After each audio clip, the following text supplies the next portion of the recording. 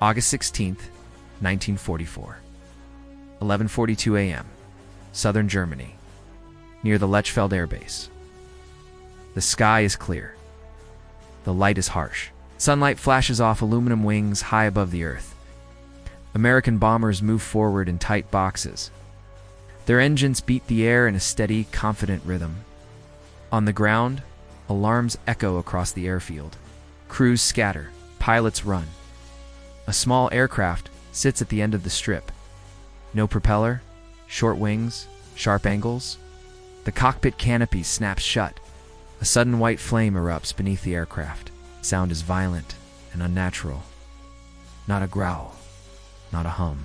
A scream that rips across the field. The plane lunges forward. The takeoff dolly rattles, then it drops away. The aircraft points straight up. Inside the cockpit, the pilot is crushed into his seat. Blood drains from his face. The horizon vanishes. Only sky fills the canopy. In seconds, the aircraft is climbing faster than any fighter ever built. Clouds rush past. The altimeter spins wildly. Above him, the bombers grow larger. Their formations look slow, heavy, exposed. The pilot lines up the nose. He has only moments. The closing speed is terrifying. He squeezes the trigger. The cannons thunder. A bomber erupts in flame. Then the engine coughs. The roar vanishes. Silence slams into the cockpit. The aircraft is now a glider at extreme altitude, and enemy fighters are already turning toward him. This is not a miracle. This is desperation made real. And this moment is only a fragment of a much larger story. If you want more stories like this, make sure to subscribe, like, and share. The rocket-powered interceptor was born from crisis. By late 1942, Germany was losing control of its skies. Allied bombers were striking factories, rail yards, and oil plants with growing confidence. American doctrine relied on daylight bombing. Massive formations flew deep into enemy territory. They operated at high altitude. They defended themselves with heavy machine guns. German fighters struggled to respond in time. Climbing to bomber altitude took precious minutes. Fuel was limited. Losses were severe. German engineers searched for radical solutions. One idea promised an answer. Rocket propulsion. Rockets produced instant thrust. No propeller drag. No need for oxygen. Maximum power from the moment of ignition. The concept was dangerous. Rocket fuel was unstable. Handling errors could be fatal. Still, the promise was too great to ignore. Design work accelerated under intense pressure. The result was a small interceptor designed for one purpose: destroy bombers quickly. The aircraft was compact. Its wings were short and swept. The fuselage was built around the rocket engine. The engine produced extreme thrust for a brief time. Fuel burned rapidly. Endurance was measured in minutes, not hours. Performance figures shocked even its designers. Climb rate exceeded anything in the air. Speed approached the edge of control. Armament was heavy for such a small aircraft. Two 30mm cannons were mounted in the nose. Each shell could tear apart a bomber with a single hit. The mission profile was simple: launch, climb straight up, make one firing pass, glide home. It was a weapon built for a collapsing situation. A sharp blade meant to cut once. Early testing revealed brutal truths. The aircraft was unforgiving. Pilots described it as unstable at low speed. Landing required perfect timing. Takeoff used a wheeled dolly. Once airborne, the dolly dropped away. Landing used a metal skid. Many pilots struggled to judge descent rate. Hard landings ruptured fuel tanks. Fires followed. Training time was short. Experienced pilots were scarce. And many assigned pilots had minimal hours on the aircraft. Accidents piled up. Ground crews feared the fuel. Even a small spill could kill, one mechanic wrote.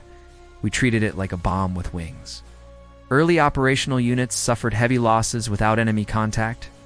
Some days ended with more aircraft destroyed on landing than in combat. Enemy pilots initially mocked the design. Allied intelligence dismissed it as impractical.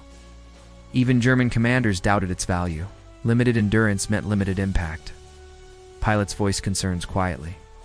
Some volunteered out of duty. Others felt trapped, one pilot said. The engine scares me more than the enemy. Misuse worsened losses. Some pilots chased bombers too long. Fuel ran out far from base. Others attempted turning fights. The aircraft bled speed quickly without power. Early combat reports were grim. Results were inconsistent. Morale was fragile. Still, the aircraft had one undeniable strength: speed. As experience grew, tactics evolved. Pilots learned restraint. Discipline became survival. The aircraft was not a fighter in the traditional sense. It was a projectile with a cockpit. Pilots focused on vertical attacks. Head-on passes reduced exposure time. High closure speed limited enemy response, one burst, then breakaway. Pilots learned to cut the engine early to avoid overshooting targets.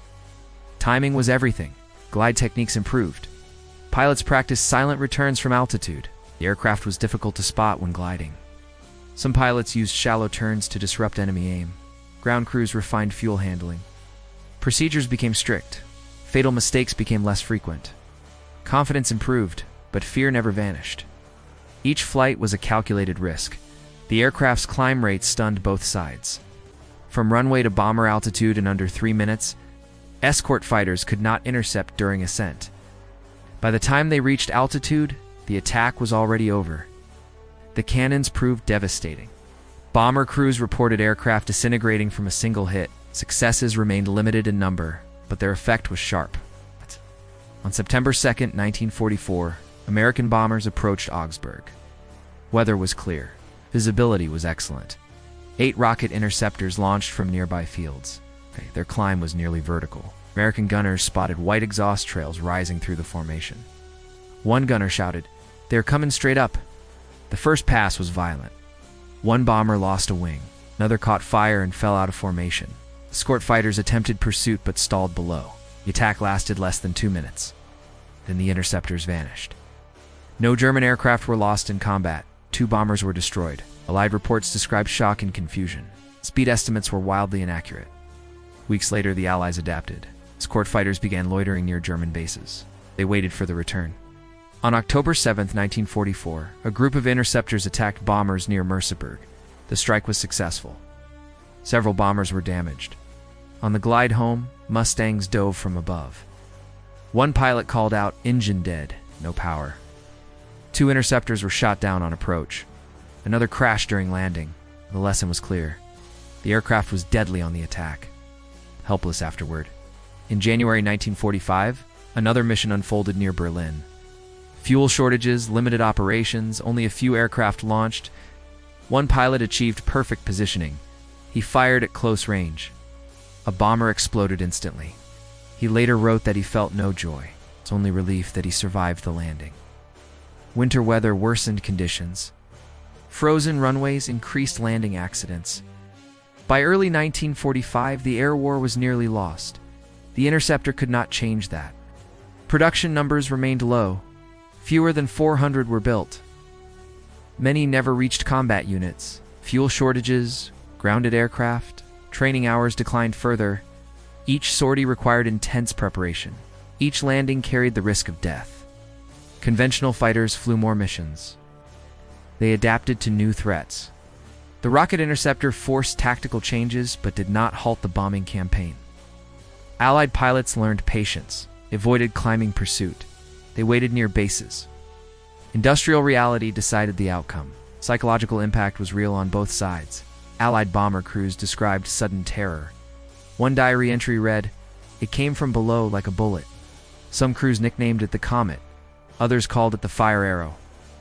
German pilots felt conflicting emotions, pride mixed with dread. They flew the fastest aircraft ever built. They feared it deeply. One pilot joked grimly, "If the engine does not kill you, the landing might."